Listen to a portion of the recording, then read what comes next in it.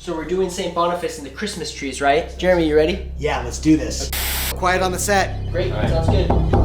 What is that sound? We cannot record with this sound. That sounds ominous. Guys, I think I found it. What is that?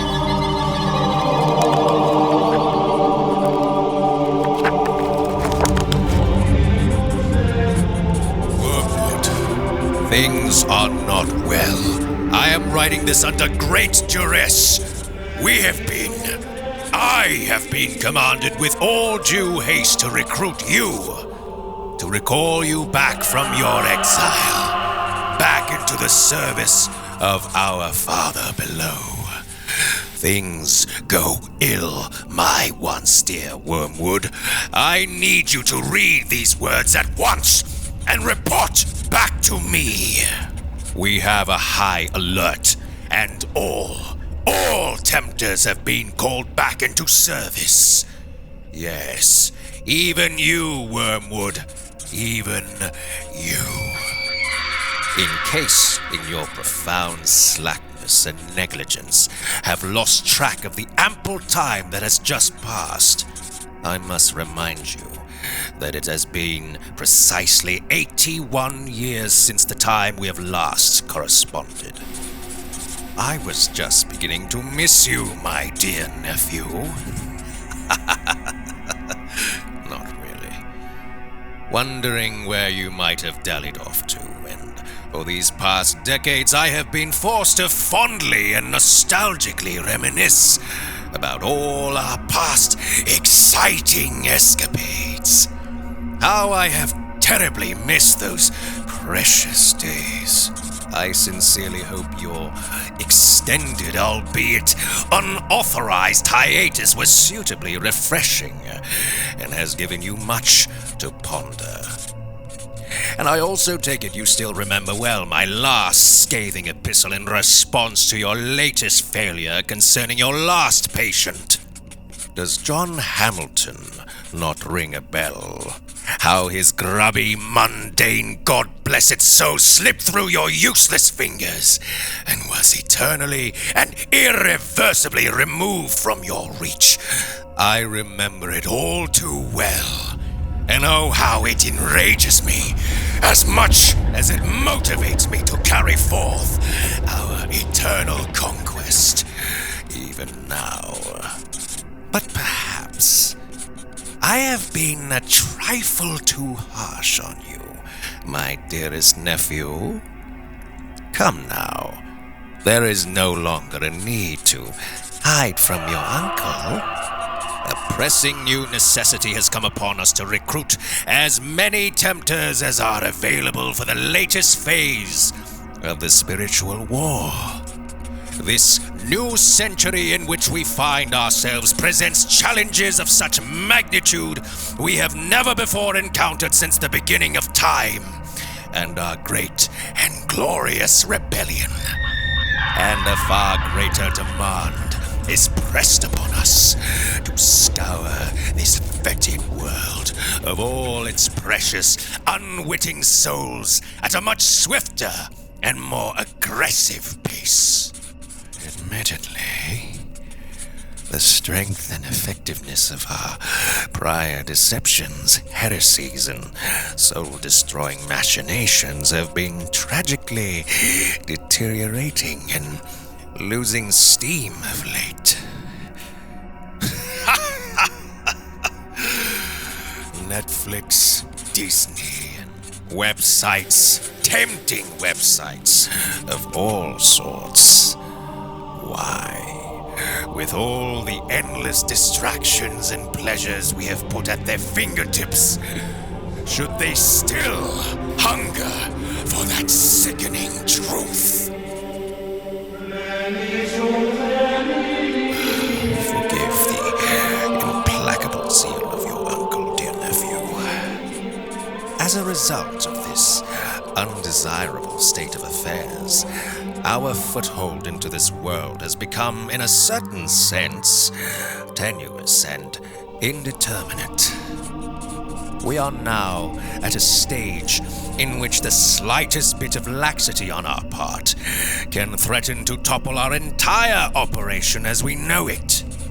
And a far greater concentration of strict alertness, vigilance, and precision shall be required to stay afloat upon this stage of the war. For through the passage of these more modern times, men have grown to become disillusioned with some of our devices, and many souls today are now sadly flocking to the church of that Christ, the scourge upon the gates of hell, before all the schisms and divisions we had striven so hard to inject into the stream of Christendom's fractured history. Their various groups, and even now, the atheists, to add further insult and aggravation to a profound injury, are wisening up to our unpleasant surprise, and are discovering what they should not have found in the first place.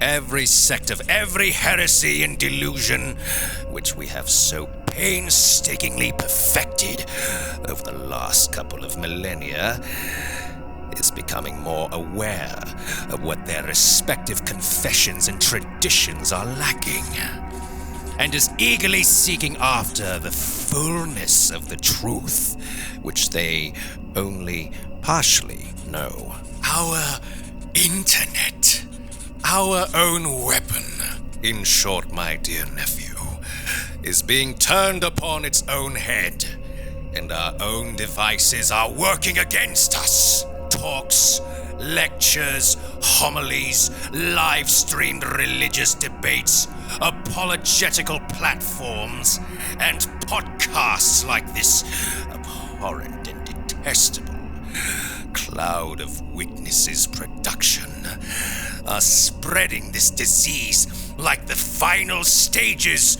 of a cancerous outgrowth. But worry not, my dear Wormwood. Our fell father has a special arrow only recently released. This artificial intelligence we have unleashed upon the world. Of this I shall speak in further detail at a later time. People are now rediscovering the true spiritual heritage of their late ancestors in this very church. The indivisible body of that unmentionable God-man, ever present and active throughout the passage of time and of all the ages, from the beginning unto the end. This means nothing other than that our enemy has now begun his redemptive work again of regathering his flock, his lost coins and prodigal sons, if you will, in preparation for the last day's arrival and the final reckoning of the living and the dead. Bearing in mind this unexpected turn of the tides, the time has come for us to gather ourselves the thatches and the goats and the tares as we sift and scour through the enemy's vineyard, plucking the seeds of his words from the ground and choking up the last batches of those who would have otherwise become true believers. The end of all time and the great harvest are drawing nigh at hand, and it is far later than you think. For you and I are both well aware that we have but a short time, as it is written.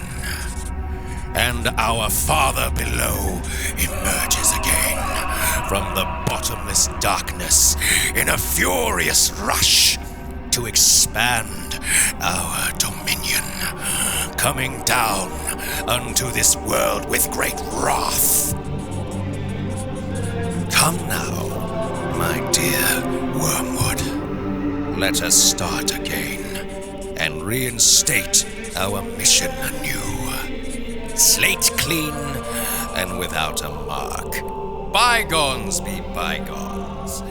You need no longer fear my unquenchable fury against your uncountable failures, dear nephew. And you need no longer be anxious about the endless tortures and excruciating agonies that are typically reserved for clumsy, bumbling, incompetent layabouts like yourself. Not quite yet, anyway. Come now, you self-indulgent, do-nothing imbecile.